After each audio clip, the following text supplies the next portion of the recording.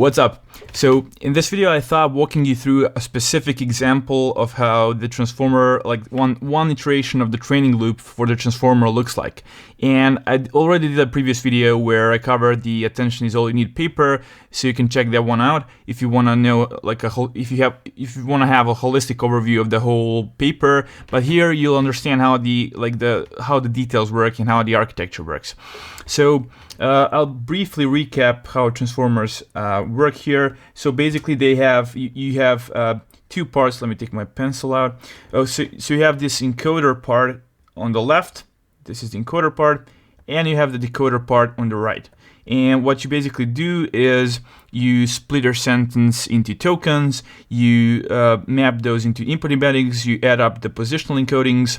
Then you pass those representations here to multi-head attention, followed up with some layer normalization, and there are also some residual connections, and then you do the feed-forward pass here, and you repeat that n times. So where n is equal to 6 in the original paper. So now I'm just walking you through, like giving you a high-level overview. We'll go into every specific detail of the things I just mentioned in a couple of seconds. So then on the other side, you have the decoder. You do the same thing. You just take the German sentence, you again tokenize it, embed it, pass it through the this time the multi-head attention, which has something called causal masking, and I'll get into that a bit later. And then we have this again multi-head attention, but this one you're attending to the representations from the encoder and not from the.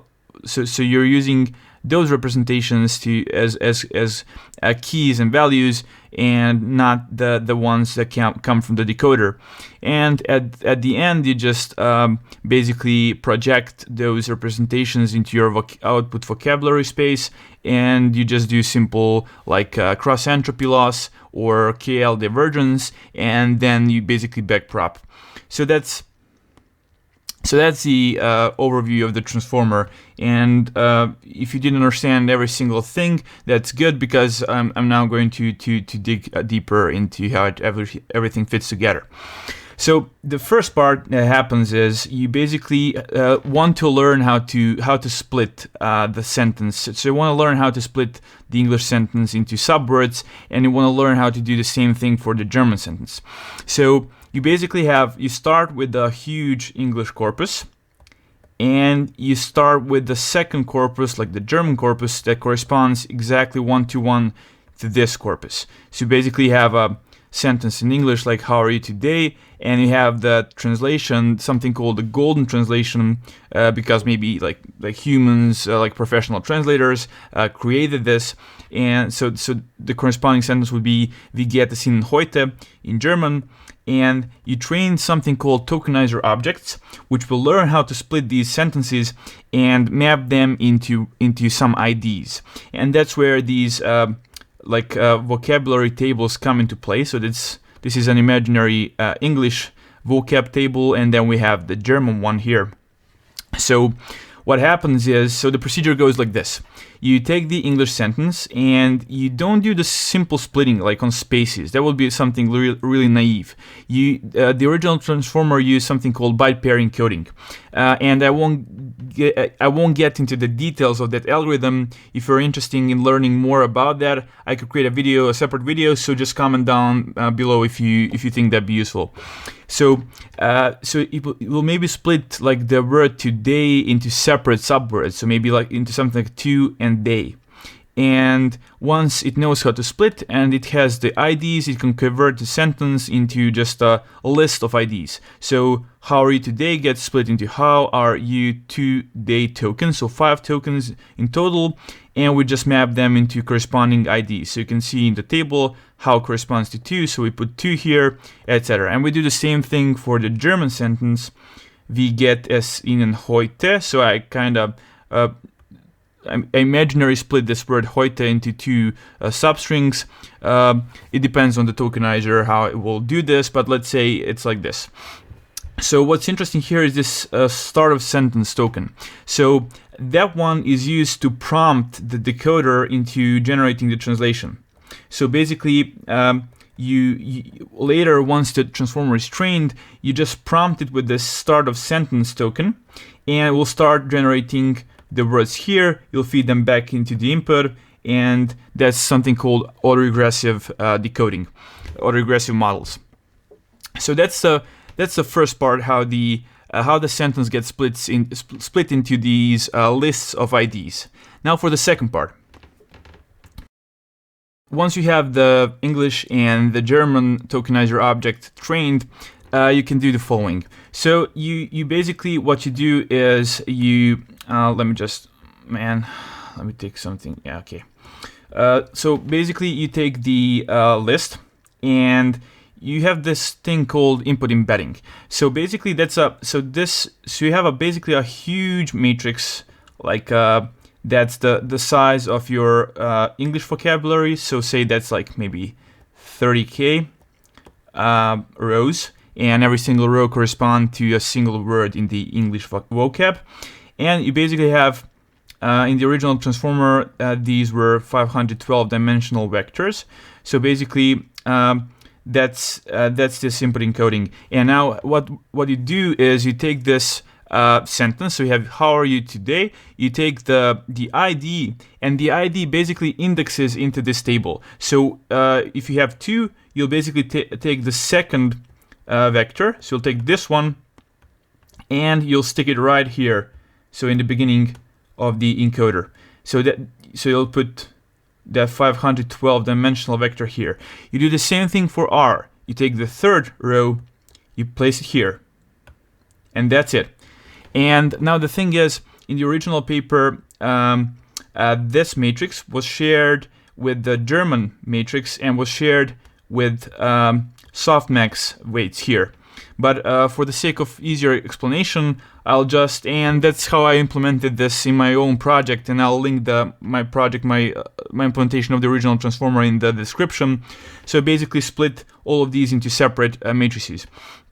So once you have that, you do the same thing for German. So basically, the German has a separate embedding matrix, which has the size of this size corresponds to the German vocab size, so maybe, I don't know, like 35K rows.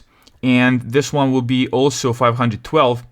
And you basically repeat the procedure. You take the first word, which is the start of sentence token, which is maybe mapped to, I don't know, like index 2 in this matrix. So you take this row, you place it here, and you repeat the procedure for the rest of the words. So that's how the embedding part works. So you just use the IDs as indices into these embedding tables, and these are completely randomly initialized in the beginning. So that's like random, totally random, like maybe uniform sampling or something. It doesn't matter. So that's something that you learn throughout the training. One of the things you learn. We'll see other parameters that get learned. So the second part is this positional encoding, and how that works. So that's also a matrix, and this time it's shared between English and German, and it looks something like this.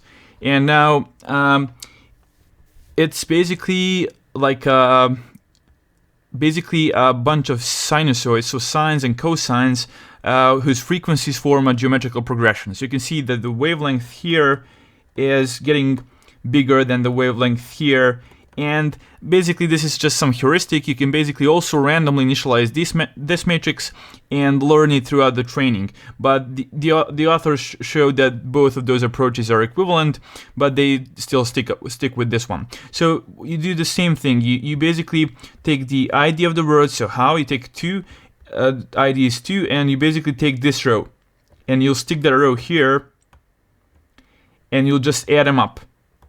You just add those two up, and you get the new representation. And now you're here. So this is where we are now. So basically, do the same thing for other words, and so just find. So this corresponds to the word R.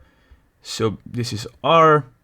So you'll find the ID, that's 3. You'll take the third row from this column. You'll find the positional encoding. You'll add them up, simple addition, and you end up with representations. And now we're finally came to this part where the whole logic happens, And yeah, one more thing, the same thing obviously happens for the German part. So you just find embeddings, you use the positional encoding table, and you add them up, and you end up with token representations here. So that's the first part, and hopefully this was clear enough.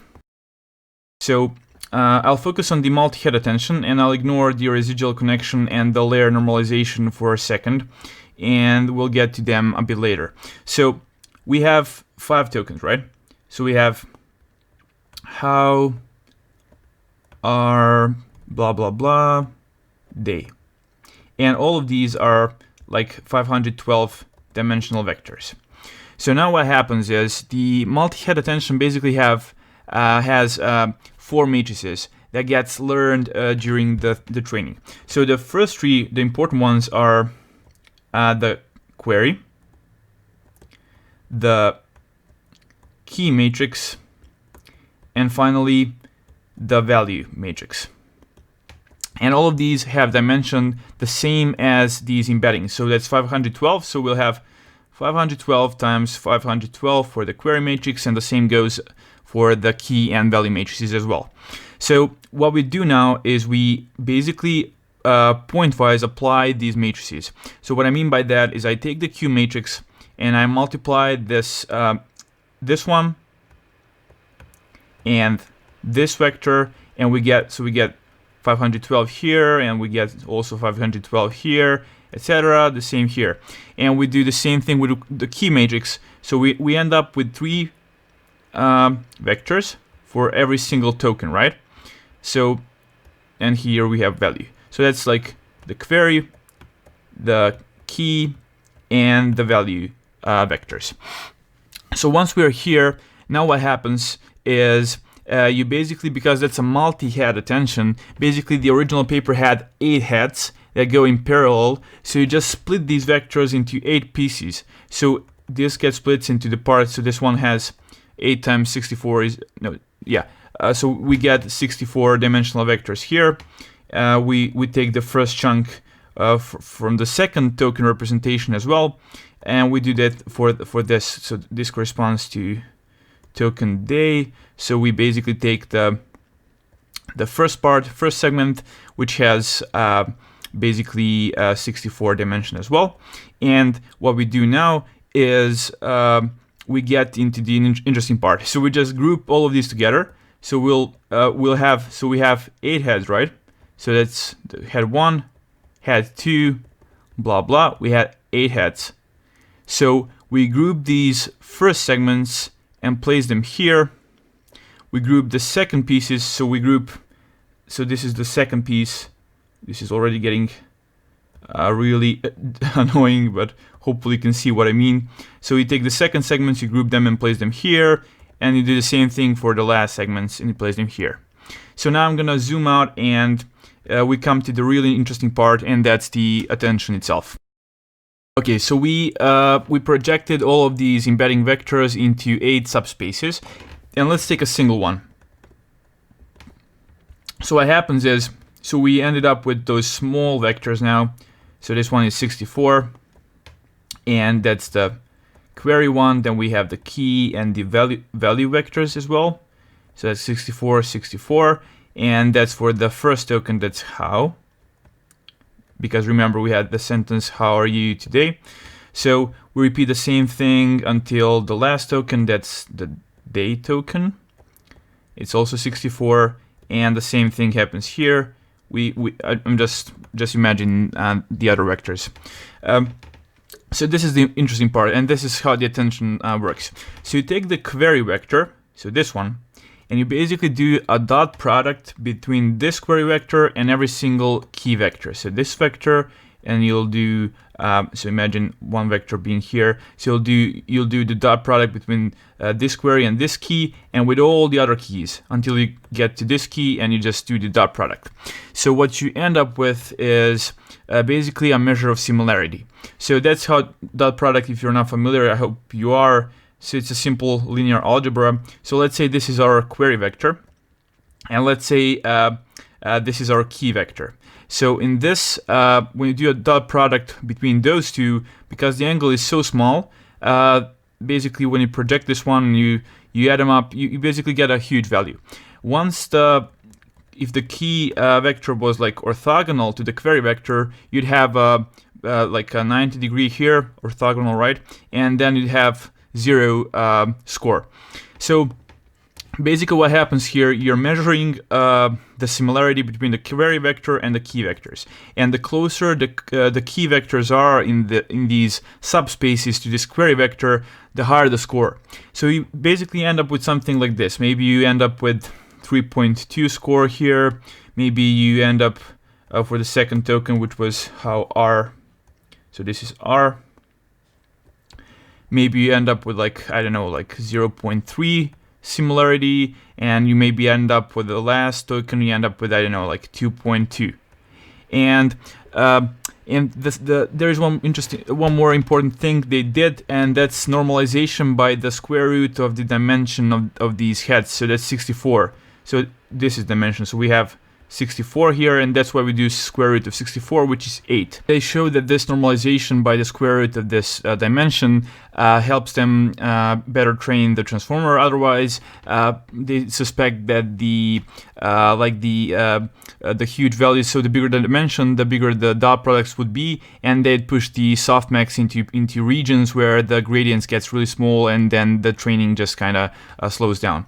So that's why they do this. So they just basically divide the scores here, and once you do that, you apply the softmax. So softmax will make this sum go to 1, and so the bigger one will have maybe after doing the softmax, we'll have maybe 0.7. This one would be maybe 0.01, and this one would be maybe 0.1. And once you have these values, aside from applying probably like a dropout is usually in practice applied here. So you'd randomly drop one of these to 0. So maybe this one would go to 0. And once you do that, then you use these scores to finally multiply them, these value vectors by these, and you end up with the final representation. So what I mean by that, so all of these results came for this specific query vector, right? So now we just use this 0.7, and we multiply this value vector with 0.7, and then we multiply this vector with 0, and finally all of these with their corresponding values. The last one will be multiplied by 0.1. We add them up, and we get the final representation that's 64 dimension long, and it contains the information about all of these surrounding tokens. So that's why attention is really nice, and why transformers perform so well, because they can attend to all of the representations and create a new contextualized representation, which is later helpful for the downstream tasks. So that's you repeat the same thing basically for all of the other tokens. So now you take this query vector, you multiply it by you do that product between different keys again. You again do the softmax, etc., and you end up with all of the representations.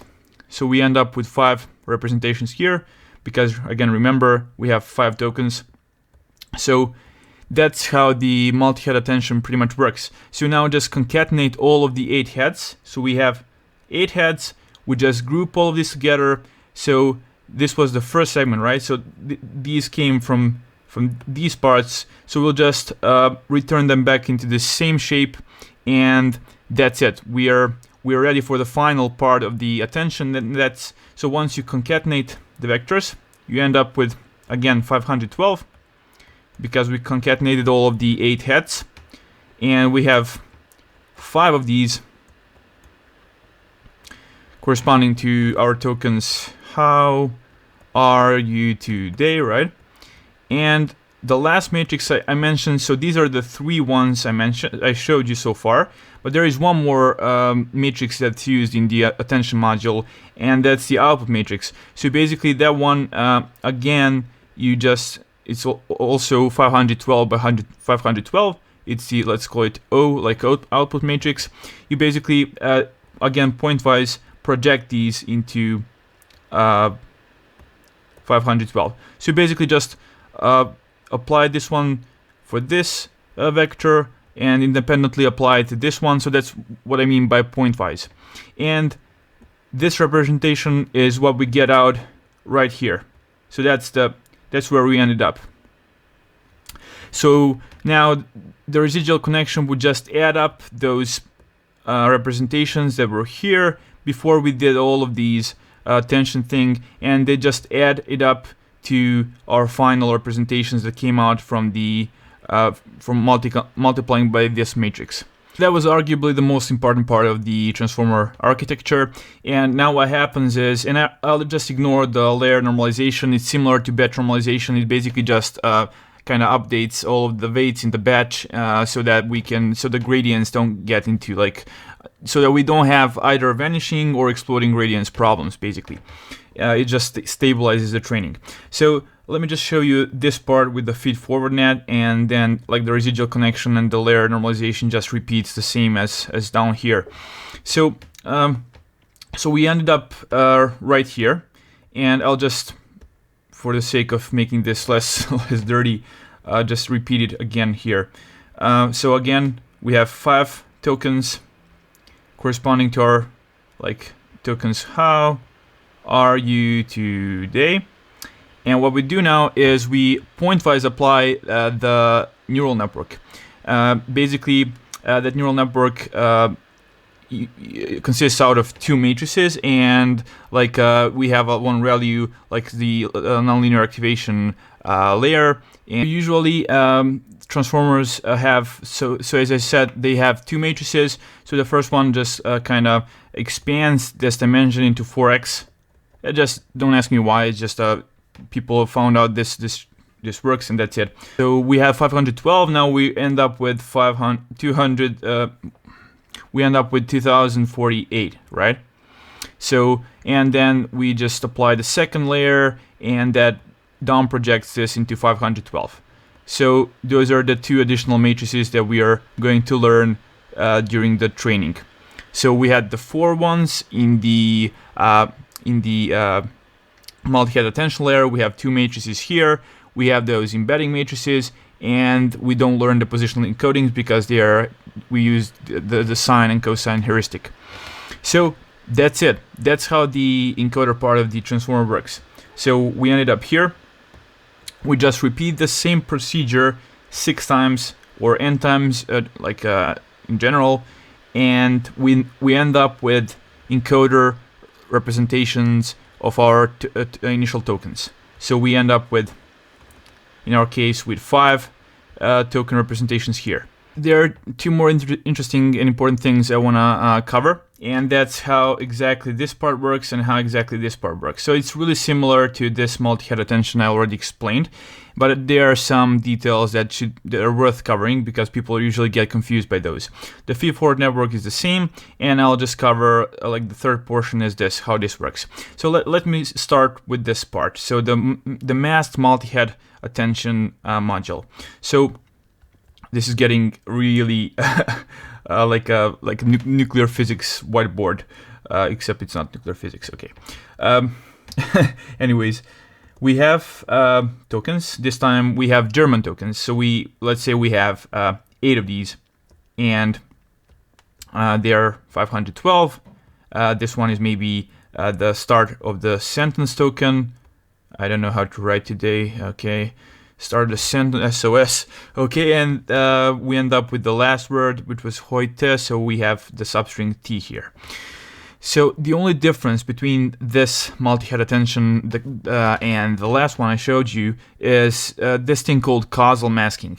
And what basically happens is, so for the sake of making this easier, let's assume we have only 1 head and not 8 heads. So what happens during the attention operation here is, so we have query, we have key, and we have value vectors. And now what happens here is this specific token can only look at the representations that came beforehand. So it can only look to itself and to previous. So this one gets mapped to, again, value, key, and query. So if you take this query, what happens is it will do a dot product between this query and this key, and this query and this key, etc. It will even do a dot product between that query and this key for the last token. But now what the interesting thing that happens is we just before we pass these to a softmax, so we ended up like maybe some scores like 3.2, I don't know, like 0.1, and this would have maybe, I don't know, 5.4, and even these would have some scores, so maybe 3.6. But we add up like minus infinity here. So we add up minus infinity here, and we add up minus infinity to all of the other tokens. So this got a clutter a little bit, but I just went ahead and redraw this a little bit so to make it a bit clearer. So the only difference is, so now when we have like maybe the query vector that corresponds to the token S, because remember the sentence was v get s ihnen heute, so I split this into two substrings and this into two substrings. So the S one, so we take its query and we just do dot products with different keys, and we end up with some scores like maybe 3.2 here, blah blah blah. We end up with maybe 5.1 here. We end up with, I don't know, 2.4 here, and we end up with, I don't know, like 0.1. And now what happens is every single score that comes after this current token, we just add up. Basically, we add up minus infinity. And what it does is basically now we feed this into softmax, and after feeding it into softmax, it gets pooled to 0, and that basically means we won't be using these value vectors in the final representation for this specific token S. So this token, once we get the value, so 3.2 maybe gets mapped to 0.2 after the softmax. This one gets mapped to, I don't know, 0.7. So we'll use 0.7 of these value vectors.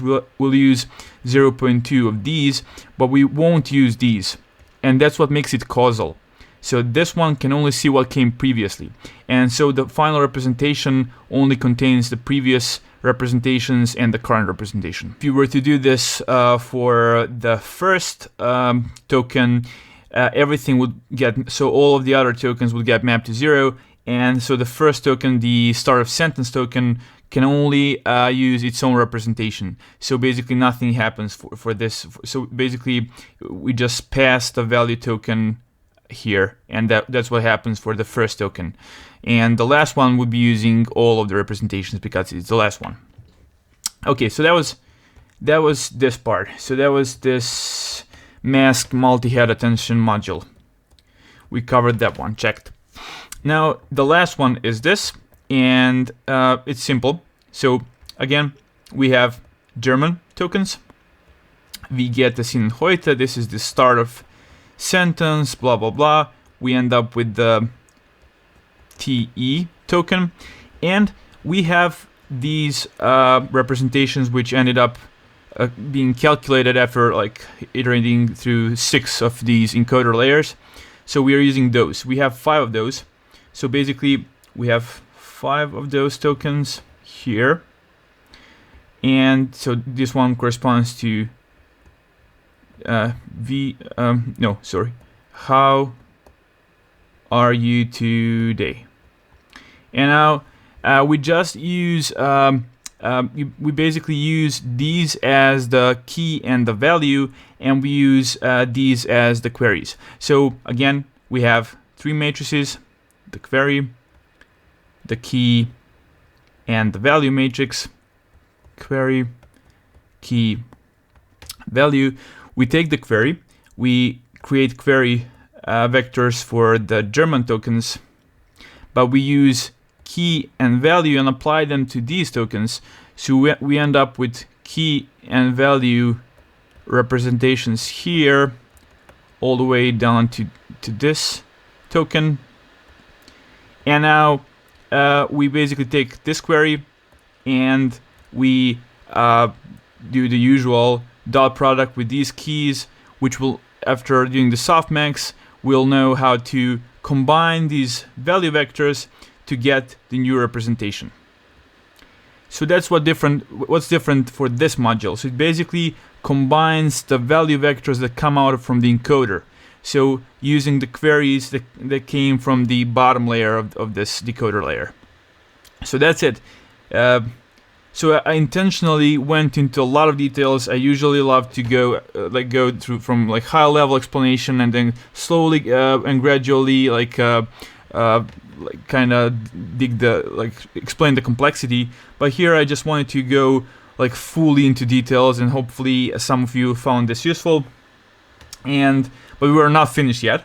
I still have this part to cover, and it's pretty easy. So once we end up at the top of this stack, it's quite simple actually. So let's say we end up with 8 token representations. So these correspond to start of sentence, blah blah blah. This corresponds to this token TE. And now what we do is we apply, we project these representations, which are still 512. As always, we project them into this space that has the dimensionality the same as the German vocabulary size. So that was, for example, 35K. So that means this one gets projected into 35,000 dimensional vector, and that's huge. That means we have a huge matrix here that's whose dimension is 512 times 35K, which is where most of the computation comes into play. And there are many strategies where you can maybe create a something called, you can Google it, hierarchical softmax instead of doing this one, or you can do something called negative sampling, etc. But I won't get into those because those techniques were not mentioned in the original paper. So after you project these, you do the same thing for all of the tokens, and now you just have the ground truth. So basically, because we know what the output sentence should be, so that's "Wie geht es Ihnen heute?" That was the German sentence. So just as a to freshen up your memory, so "Wie geht es Ihnen heute?" Okay. So basically, what will happen here is we'll take the token V, and we'll find the ID, and basically what happens is we'll have the ground truth vector here, and on the position 3 it will have 1, and here, for example, this one will be some won't be a binary vector. It will be, maybe we'll have I don't know, like 0.7 here, and then some random values. So it's a distribution, right? And basically we do either cross entropy, in this case where we have 1 here, and basically that will mean if we have 0.7, the loss would be log of 0.7, and if you want to minimize this loss, it should go, this argument better go to 1, because log of 1 equals 0. So the final loss when you're training the transformer is basically a sum of those logs. And I'll get to soft labeling in a bit, but let's assume we're using cross entropy for the moment. And so basically we'll have log of 0.7 here. So this vector will maybe have on the corresponding, so this vector will maybe have, let me draw the ground truth one. So let's say this TE is, the ground truth vector is 1 here, and everything else is 0. But like the distribution was a bit different, so the part that we're interested in is maybe 0.3. So the loss would be log of 0.3, and that loss is even bigger. I mean, we just add the minus and then it's big. Otherwise, this is a negative number. So we just sum up those logs and we average them. So basically, that's what the loss function is, and then you just do the basic gradient-based learning using your favorite optimizer. Like, I think they used Atom in the original transformer paper. Yeah, they used Atom with with a specific learning rate strategy. So that was how it usually works. So, but there was a slight detail here. They're not using these one hot vectors as the ground truth. They're using something called soft labeling, where basically this would be set to 0.9, and then the rest of the probability mass would be equally distributed evenly across this vector, except for the padding token, which would always get set to 0. So that's the soft label, and then you do something called KL divergence instead of cross entropy loss, and you can Google that. I won't get into it. This video is already getting too long. So that's it. That's how the whole procedure looks like. So you just to recap once more, you split the sentences into tokens, you map them into IDs, you look up at those embedding tables, you find the embedding vectors, you just add up those positional encodings. Now you have the initial representations here. Now you go six times through this encoder stack, where you apply the attention and you apply the feed-forward net. You end up with the final representations. You do the same thing for the German sentence, except that you have the causal mask here, and you attend to the encoding vectors in this module, and that's it. You finally project into the output vocabulary space, and you do backprop on the loss function that consists of KL divergence or cross entropy loss, and that's how you do it. I owe you just one more explanation, and that's how once you train the network using the process I just showed you, how do you do the actual decoding, the translation process. So what you do is you take just the input sentence, like maybe the same one, how are you today? Again, you do the same procedure, tokenization, embeddings, blah, blah, blah, and you just prompt the model, the decoder, with the start of the sentence token. And so initially this one would get propagated upwards, and we'd get some word here, like hopefully it will be the correct word, like V, and we'll just take that word and we'll embed it here, and we'll just repeat the process. And that's why why this model is called autoregressive. You're basically whatever the output, whatever you have is the output, you just feed it back as the input, and you're just autoregressing until you end up. So what's the stopping condition? The stopping condition is that end of sentence token I mentioned here. So basically, once the network outputs end of sentence token, you stop the translation process, and that's pretty much it. So, this was a long video. I'm experimenting with this channel. Obviously, I'm trying to see what works best for you as well as for me. So if you found this video useful, please put some comments down in the comment section. I appreciate any feedback, like was it too detailed, was it too messy? Maybe I can yeah, I'll try and improve the next time. So see you next time, and subscribe to this channel if you haven't already, and click that bell icon to get notified when I upload a new video. And until next time, keep learning deep.